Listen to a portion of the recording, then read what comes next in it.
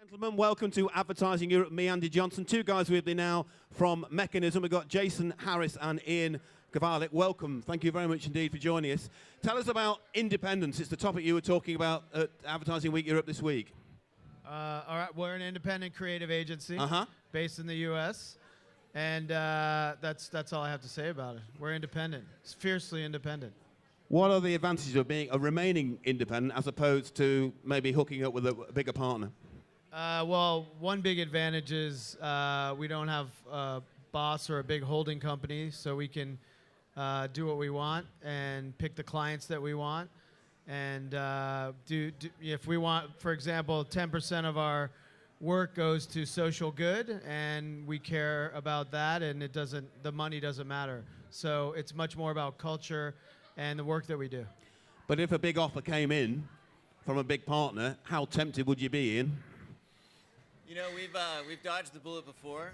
I wouldn't be surprised if we would do it again, but I guess it would have to be the right thing. Because the other thing that's great about being independent is you just have so much. You have so much freedom to do whatever the heck you want, and it really attracts a certain type of person. You get like these people that are independent of their own. They're tough, you know. They're smart. They're also a little bit weird. And so you get this like great makeup of people that really helps define your culture and independence. I think no one's ever sold their company in this business and said anything other than the money was good. Yeah. No one ever says the best thing I ever did was for the company was to sell it because we made a better product after we sold it. But deep down, a lot of people are tempted by the money, and sometimes those pound signs or those dollar signs do win out, don't they? Yeah.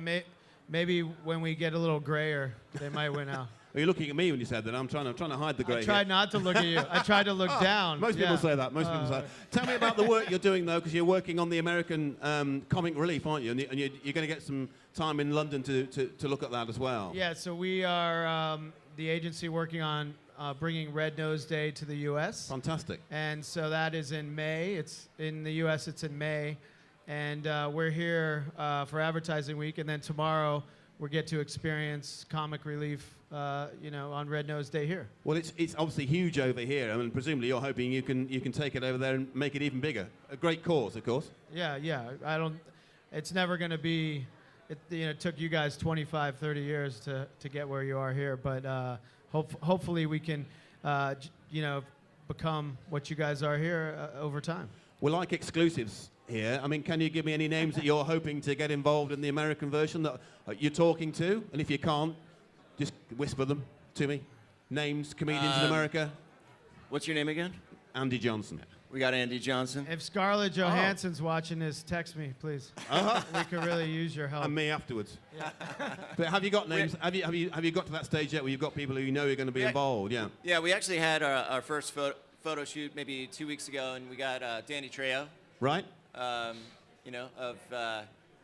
Machete fame. Machete fame. Yeah. Yes. And he was great. We also had one of the actors from the Broadway show Hamilton. That was great. And tell me as well about the work you're doing with the UN. So you familiar with the Sustainable Development Goals, the SDGs? I haven't read them recently, but I've got an idea what they are. Every 15 years, 193 countries come together, and they agree on what they're trying to accomplish together for the next 15 years.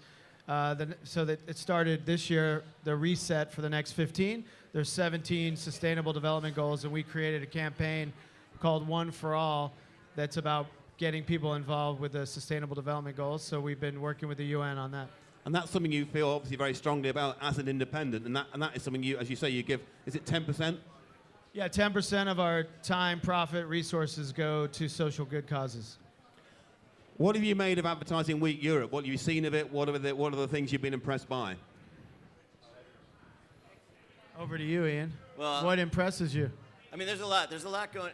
I think there's so much excitement over here. We've been at Advertising Week in New York several times, and it's really nice to see the perspective from London. It's very vital. There's so much energy here. There's a lot of great ideas. I feel like every session that we've been to, it's been a packed house. So obviously there's a lot of interest, and it's just really great to see, that we share a similar sense of getting after it and really shaping this industry together. One thing I've noticed about it is it seems a little bit younger and fresher here. Now, you were looking at me when you said that. I was, yes. Thank you very much.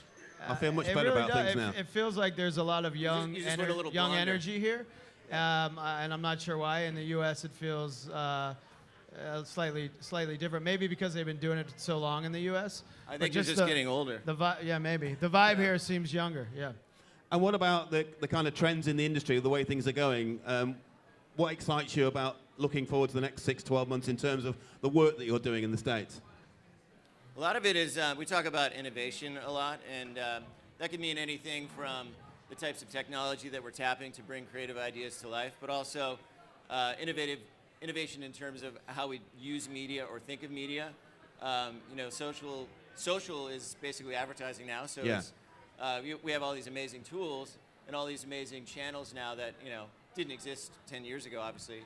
So the fun is not only coming up with something creative, but how do we deliver it, and how do we do it in an unexpected and fresh way. And I think also to add to that, brands, because there's so many pop-up blockers rather, there's, you can DVR TV, etc. There's so many ways to escape advertising now that I think what I'm looking forward to is marketers are getting much smarter about realizing that they have to be the entertainment. They have to entertain the audience if they're going to attract an audience. And so you see marketers in their briefs really looking to entertain the audience versus just push their message. So I see that as a trend that's going to continue. Well, look, guys, great to talk to you. Thank you very much for joining us. Enjoy the rest of Ad Week. Thank you. Enjoy Comic Relief in London. And hopefully catch up with you this time next year. All right, thanks for having us. Thank you very much, guys. Thank you very you. much indeed. Of course, catch up with us, stay talking to us, #AW Europe.